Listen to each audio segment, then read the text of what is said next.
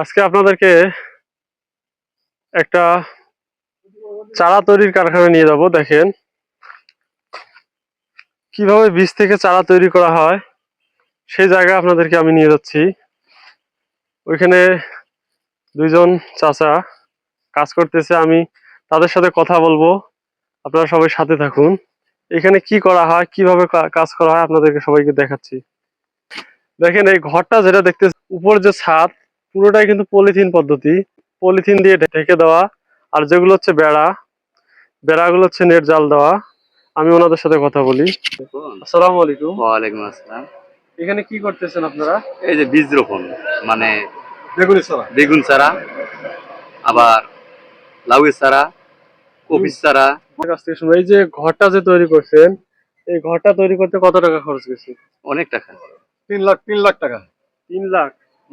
এই ঘর করতে দেখেন 3 লাখ টাকা খরচ হয়েছে। আর এই ঘর করার উপকারিতা কি? এই যে পলিথিন দিয়ে মানে উপরের যে ছাদ দেওয়া, এর উপকারিতা কি?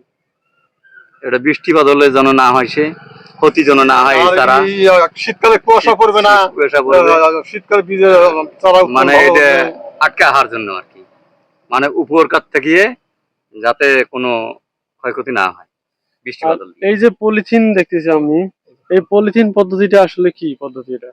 এটা ওই যে নিচে যাতে ঘাস, নিচে যাতে কোনো রকম ঘাস আগাছা উঠতে না পারে, বীজ ক্ষতি না করে, চারা ক্ষতি না করতে পারে, এই জন্য।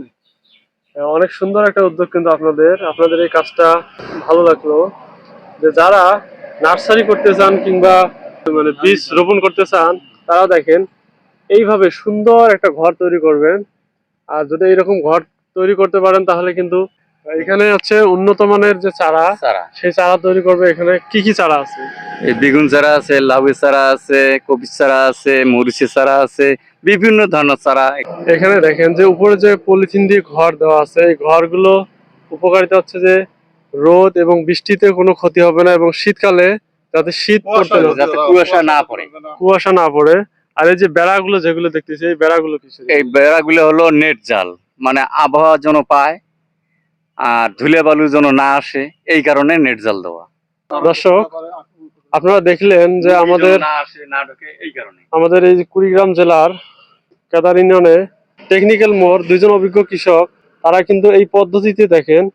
আমি ওই সামনে দেখি, আপনাদেরকে দেখাই। এখানে কিন্তু কয়েকটা ট্রে আছে, সেই ট্রের মধ্যে কিন্তু বীজ রাখা আছে, আপনাদেরকে দেখাই।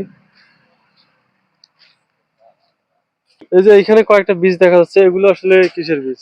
এটা হলো মূলের বীজ, এমনি পরীক্ষামূলক আর কি এটা করা হলো।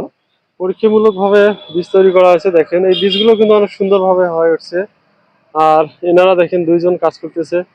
আমরা যারা কৃষি কাজ করি বা কৃষি কাজ করার পরিকল্পনা করতেছি, যদি আমাদের কৃষি কাজ করতে হয়, তাহলে উন্নত প্রযুক্তিতে আমাদের কৃষি কাজ করতে হবে। এই প্রযুক্তিতে আসলে কতটা লাভবান হওয়া সম্ভব মনে করেন আপনি?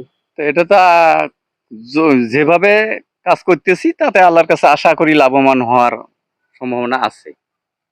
প্রিয় দর্শক, আপনারা দেখলেন যে কত সুন্দর একটা পদ্ধতি। আর এনাদের দুইজন কৃষকের জন্য দোয়া করবেন। কৃষি প্রযুক্তিকে তারা আরো অনেক দূরে এগিয়ে নিয়ে যেতে পারে। সবাই ভালো থাকবেন। সবাই যেন এইভাবে শিখিয়ে যেন করে খেতে পারে, এটি। ধন্যবাদ সবাইকে।